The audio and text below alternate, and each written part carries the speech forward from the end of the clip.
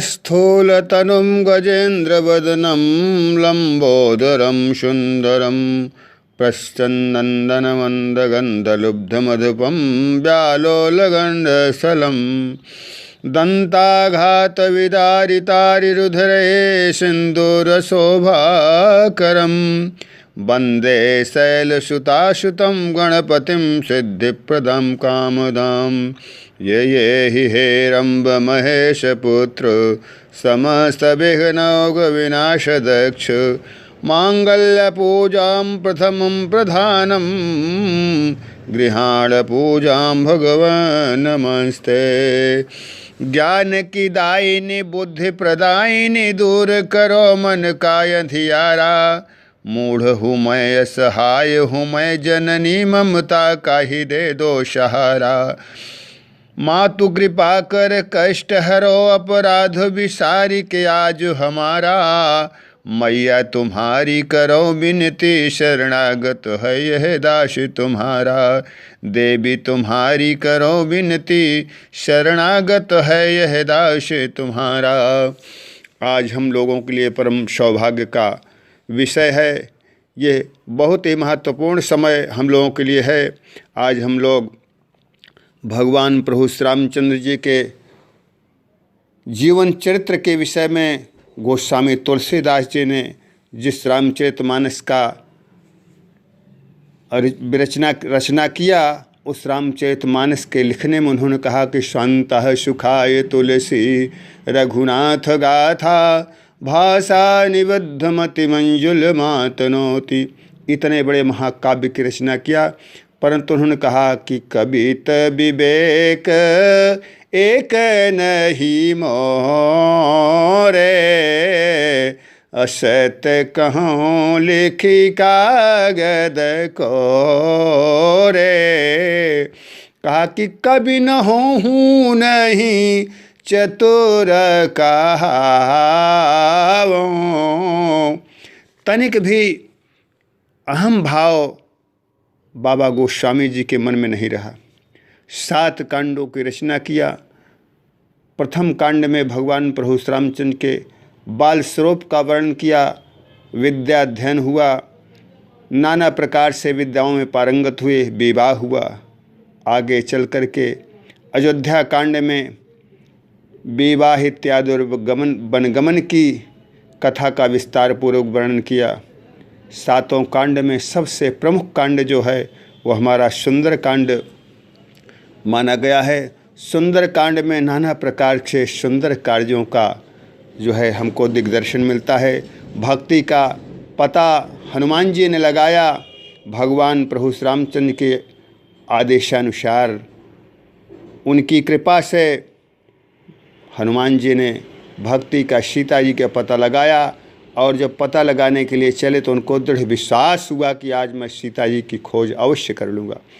और इस प्रकार से इतना सुंदर वो सुंदर कांड है, उसमें 7 बार सुंदर शब्द आया है, जिसके कारण ये हमारा 7 कांडों में सबसे सुंदर ये कांड माना गया है। वैसे तो एक बार और आया है, वो 8 बार कहा जाता है, परंतु चौपाई के माध्यम से 7 ही बार सुंदर शब्द आया है। पहले सुंदर शब्द आया सिंधु तीर एक भूधर सुंदर।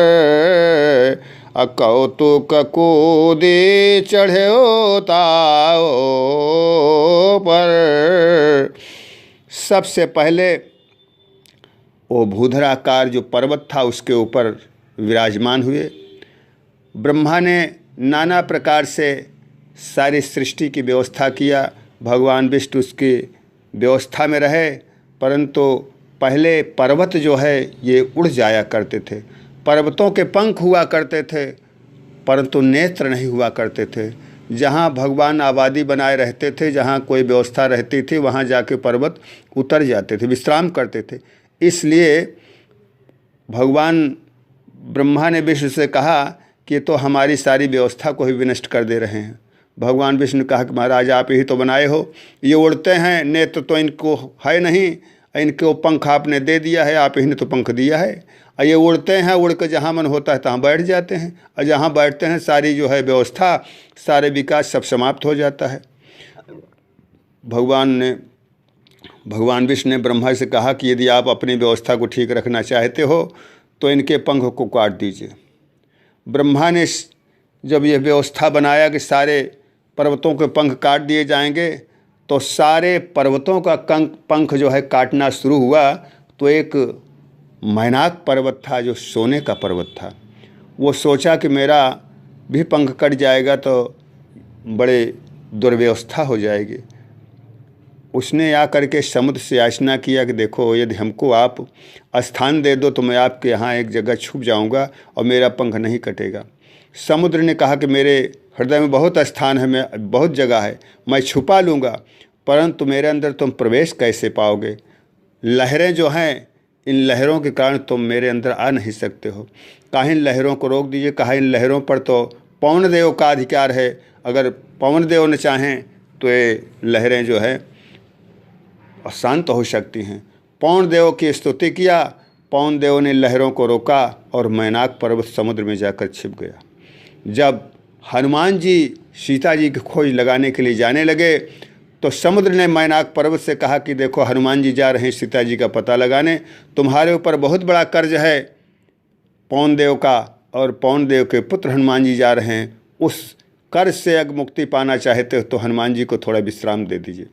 हनुमान जी को विश्राम देने के लिए मैनाक पर्वत ऊपर आया और हनुमान जी ने वो सोने का जो पर्वत था मैनाक स्पर्श किया, उसके प्रति कोई आसक्ति नहीं किया, और इसीलिए है सुंदरकांड जो है सुंदर रहा। और सुंदरकांड में ही सारा कार्यक्रम हुआ, भक्ति का पता लग गया। और दूसरी बार आया कि सुनहु मातो मोहि अतिशय भूखा, लागी देखे सुंदर फल रोखा।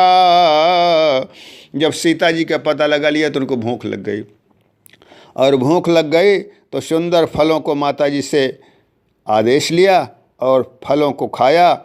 और सुंदर वो जो भगवान के द्वारा मुंदरी दी गई थी उस मुंदरी को दे दिया, और उस मुंदरी को देख कर सीता जी चकित हो गई और प्रसन्न हो गई।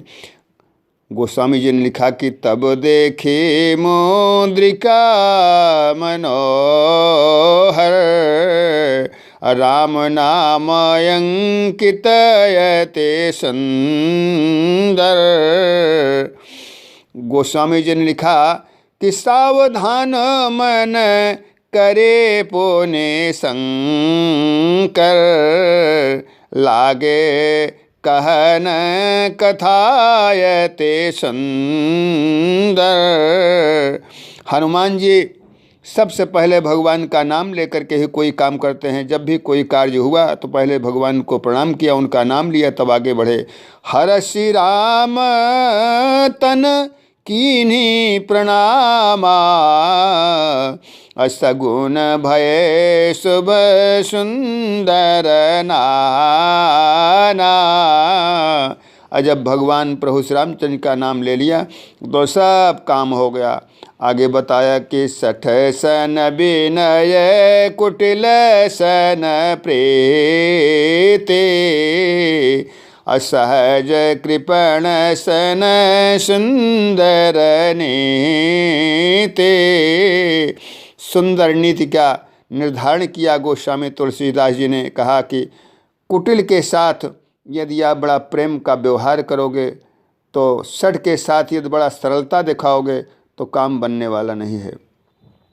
और जो मूर्ख हैं उनको अगर बहुत आप विद्या ज्ञान देने की इच्छा करोगे तो कोई काम बनने वाला नहीं है। अब बहुत बड़ा कृपण हो और उससे चाहो कि कुछ मिल जाए तो उससे कुछ मिलने वाला नहीं है। किसी कवि ने लिखा कि जो कृपण होते हैं उनको देखने से ही पाप होता है। कृपण कस्य न प्रिय, कृष्ण कृपण जो है किसको अप्रिय नहीं होता है। गोस्वामी तुलसीदास जी ने कितनी सुंदर नीति का निर्धारण किया सुंदर कांड के माध्यम से। ये सुंदर कांड जो है सभी कांडों में बड़ा ही उत्तम कांड माना जाता है। जब भी कोई व्यक्ति शनिवार या मंगलवार को सुंदर कांड का पाठ करता है, भगवान की आरती करता है, भगवान हनुमान जी और प्रभु श्री रामचंद्र की, उसके सारे मनोरथ सिद्ध होते हैं। बोलो श्यावर रामचंद्र की जय।